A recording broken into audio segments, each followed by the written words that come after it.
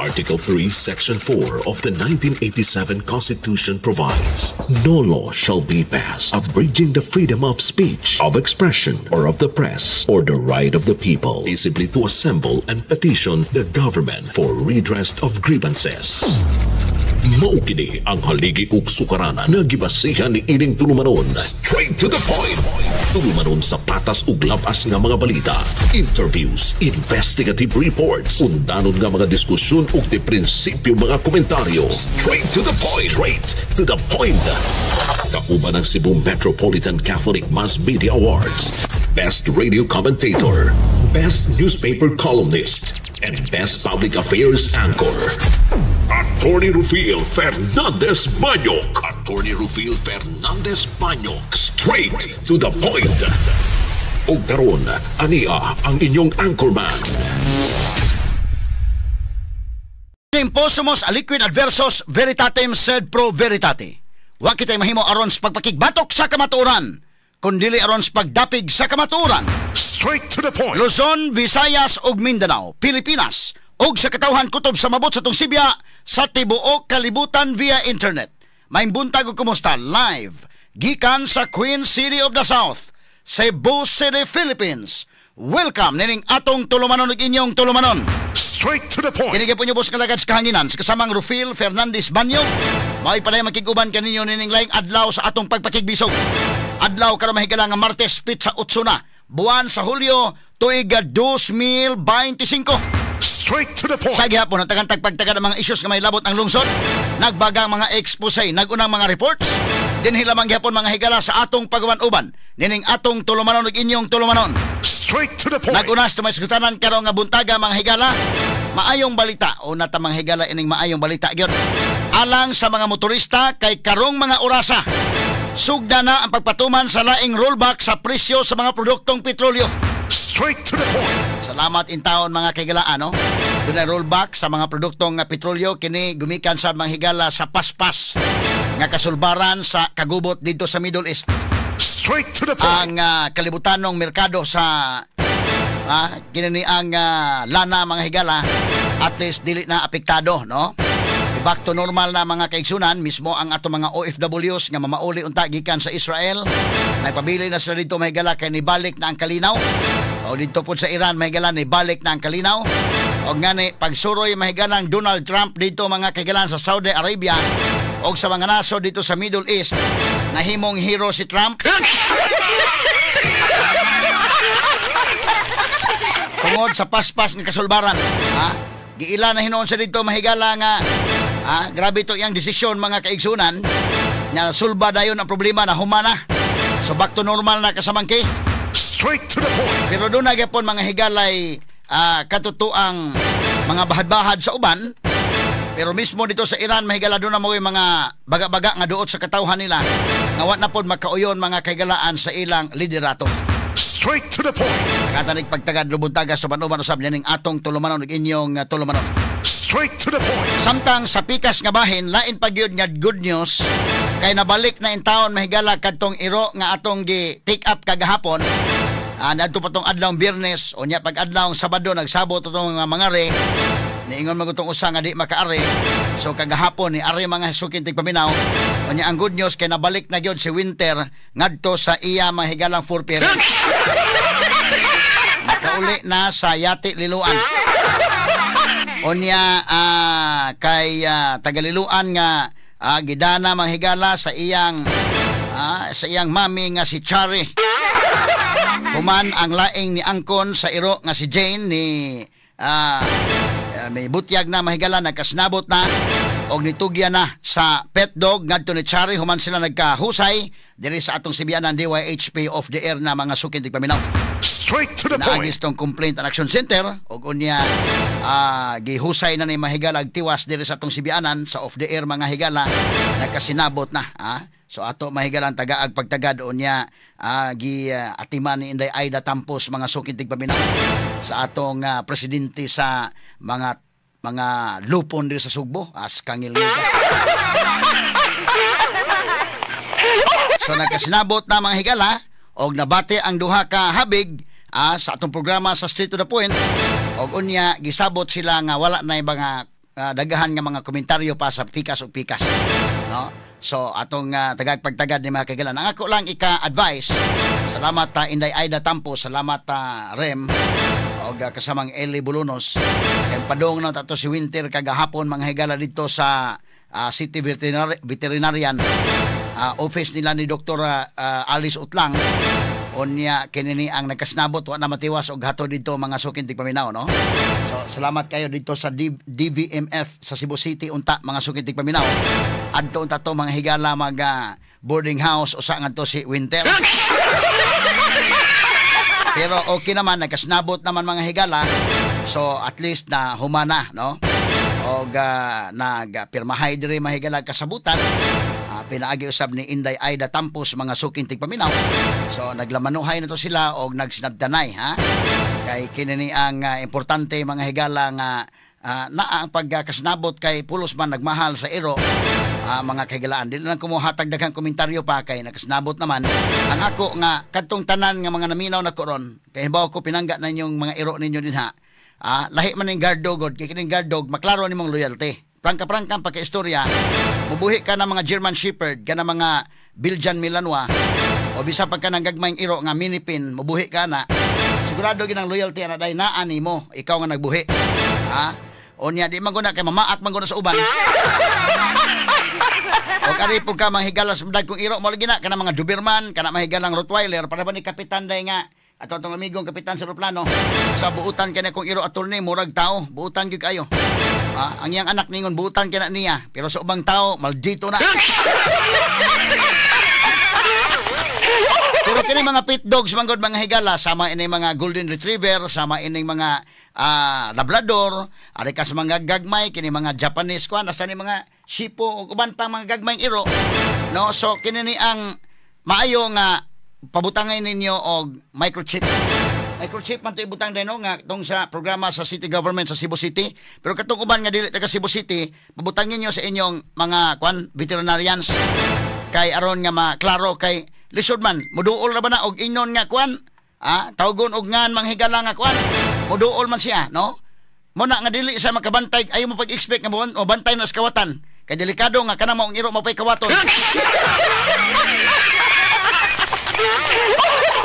Sa Cebu City na ay pet registration with microchips para sa identity sa owner nya i-scan lang mugawas na dayon dito, no, ang info sa maong iro. Ila na ka Dr. Alice Utlang o si Dr. Jessica gahapon Indayken. Medyo nindot ng programa sa Cebu City. Ang uban no pamanan ang programa, so adto mo sa mga veterinarians kay ang bayad ana o gari sa Cebu City pagpabutang og microchips baratora kay government man adto mo sa inyong mga vet makabayad mo tag 1,000 kapin. Pero kanang inyong gugma sa inyong iro, kay bawo ko anang inyong gugma sa inyong iro, di kabayaran ka na og 1,000, 2,000. Siguruan na lang adto mo sa inyong vet, no? Ala pa butangin ang inyong iro kay buhan og magkakinaunsa og magkawawa pananglitan. Dili ta maglalis og kinsay tag iya. Kay medyo lisod baya pod, no? Akong gigamitan mahigala sa wisdom ni Solomon. Pero medyo lisod-lisod yun doon. Basta kay kanang iro mahigalang pitdog. O kana nga importante nga butangin lang nyo daan. Kay kanang dugtag sa dumay mo ibutang Indayken. O panalitan doon ang intensyon nga kuhaon yun. Huwag tangon man dugtag, tangtang man. Butangan ni mo sa ngan sa tag-iya, butangag seal number. Pero kung may intensyon gusto pagkuha sa iro, pag putol sa dugtag, wa na. Pero kanang microchip, naagyo na mga kagilaan. Kaya di man na matangtang. Straight to the point. So muna nga kinini ang atong gidasig ato mga kaigsunan para nga di pa maiban-ibanan inyong kaguol. Samtang sa pikas bahin sa laing balita, Governor Pam Balicuatro dunay tulo ka mga hangyo gahapong adlaw atol sa inaugural session sa Junta Provincial. May speech gyud dito mahigala si Governor Pam Balicuatro og dunay tulo ka mga hangyo ngadto sa mga sakop sa ika-17th Provincial Board mga kaigalaan atol sa ilang inaugural session. Una, mao ang pagpahigayon ng public hearing aron madungog ang yangong katawhan sa mga ordinansahon nga uyunan sa Junta Provincial. Straight to the point. Ikaduha, pagpasar o gapundo nga labaw sa tanan alang sa kaayuhan sa katawhan og sa dili pa maumol ang plano nga gahinan og pundo mas maayo nga ubanan usab kini o pagpakiginabi sa mga stakeholders. Straight to the point. Ato ni pagtagad mga higala no kay may speech na kagahapon atubangan sa mga membro sa provincial board si Governor Pam Bariccuatro mga kaigalaan. So mo na nga kadtong iyang hangyo iyang speech hinauton ta mga higala nga matagaan to og pagtagad sa tong provincial board nga mapalabang og resolution mga ordinances nga kana gyud may labot og priority gyud ang pag-alagad sa mga tao. Straight to the point. Sumo ka na nga kami diri sa media, labi na kami diri sa DYHP, igo lang mi mo tan-aw ninyo din ha. O panalitan doon ay mga plano si Pam Bariccuatro nga tan-aw ninyo dili maayo sad sa katawhan. O baka samang guin nga pag-usik-usik sa kwartas katawhan na babagi ninyo. Kaya nakasabot man ta. Kami dili naka-evaluate man mi og unsay angay babagan unsay di, Pero og tan-aw ninyo para sa kaayuhan sa mga tao, ayon niyo babagi. Straight to the Kay point. para man sa mga tao na labi na kanang palambo sa mga district hospitals o mga provincial hospitals. Straight to the Maayo point. nga hatagan kana og 100% nga suporta. Straight to the Ang point. plano sab ni Governor Pam Bariccuatro pagbutang og sea ambulances sa ato mga isla. Aron madana mga higalag dali ang mga pasyente ato nang suportahan sad. Straight to the point. Inaot nga suportahan na ninyo. Pero umiingon ganis Governor Pam nga nindot man day kayo kay namay suri-suri sugbo o gapasigarbo sugbo. Nya mayon sa TikTok si Governor Pam. Umiingon nindot man day ni, Basin matakdan siyang guin. Makaingon, sige, ato ning budgetan og dako-dako ni suri-suroy og kining pasigarbo kay nindot man di ay. Anang punto ha moingon sa ko nga sige babagi ninyo kay kana na ang dili man god kaayo maayo mga higala ng tagag priority ng luho, kiat-kiat unya ang kwarta sa mga subuanon may gastuon. Pero kana mga higala ang kwarta sa mga subuanon gastuhon para sa mga kabos, para sa mga tao sa Sugbo. Labi na mga higala ang pagpalambo sa mga district hospitals, provincial hospitals, pagbutang mga higala og sea ambulances alang sa katawhan og ubang pang programa nga ang makabenepisyo mga tao gyud mohatag og full support ang atong provincial board. Straight to the point. Hinoon gahapon medyo nipakita sila mga higala og maayo sad nga gesture indeken. Kagahapon kay importante man gud nga naa gyud ang pagtinabangay sa executive department og legislative department. Nitabang magani ang private sector na gani mga doctors may galan di lang magpaila nga willing nga motabang. Kana mga pribado pero willing nga motabang, how much more kamo nga gipili mo sa mga tao? Straight to the point. Sildado mo sa mga tao. Straight to the So the point. more nga inyo gyong palabunon ang public service. Straight to the Ang point. pagtagad do butaga sa banuban usab dining atong tulumanon ug inyong tulumanon. Straight to the point. Samtang sa pikas bahin diri sa Cebu City Megalado na pa mga higalay gibutyag si Cebu City Mayor Tomas Osmeña nga matod pa kining iyang mga issues karon gibutyag batok sa niaging administrasyon do na pa kuno daghan niyang gihulagway nga si kining revelations. Oy, unsa ba ni mga higala? Og lakip na katong giingon ni Mayor Nestor Archibal nga doon na nakita dito nga tag 20,000 man daay kuno ang usa sa t-shirt. Na kana subayunon gina kung kinsa dihay responsable ana.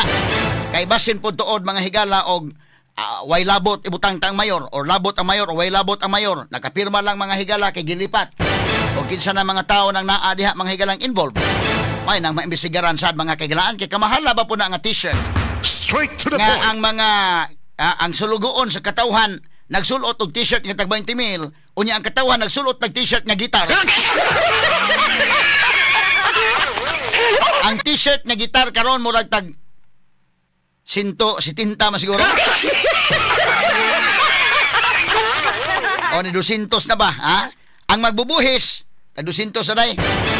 Unya ang sa gibuhisan ang nidawat mahigalan sulugoon sa lungsod kay sulugoon sa lungsod man ni sila kunuhay ang ato mahigalan nadawat sa buhis sa katawhan mag t-shirt ka diha og unsa may t-shirt nga mahalon LV kanang mga Burberry, Versace or Gucci or Hermes.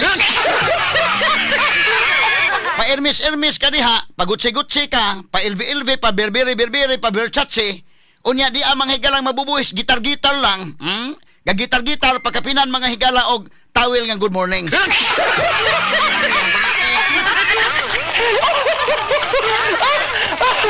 Wala man to mahigalag. I could have my Gucci on. I could wear my Louis Vuitton. Sinsala mo sa kong tingog mga higala ha. But pero mingon magkadaikin pero ako nagsulot og guitar but I made you look.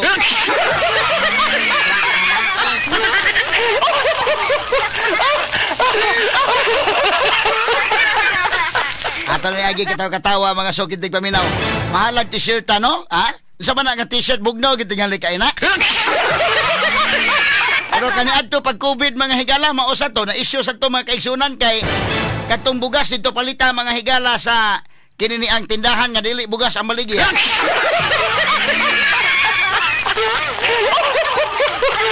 Dito man mapalit mga higala sa Best Buy na unsa namang investigasyon ato? Kining Best Buy mamaligag t-shirt. Unya pag COVID ni supply og bugas. Medyo makatawa man sa taining kalakiha mga kaigalaan ha. Mura ba na sa mahigalag hardware unya pagkahuman ni order pananglitan og kuan ng gobyerno ang hardware nakalit ng supplier sa pan.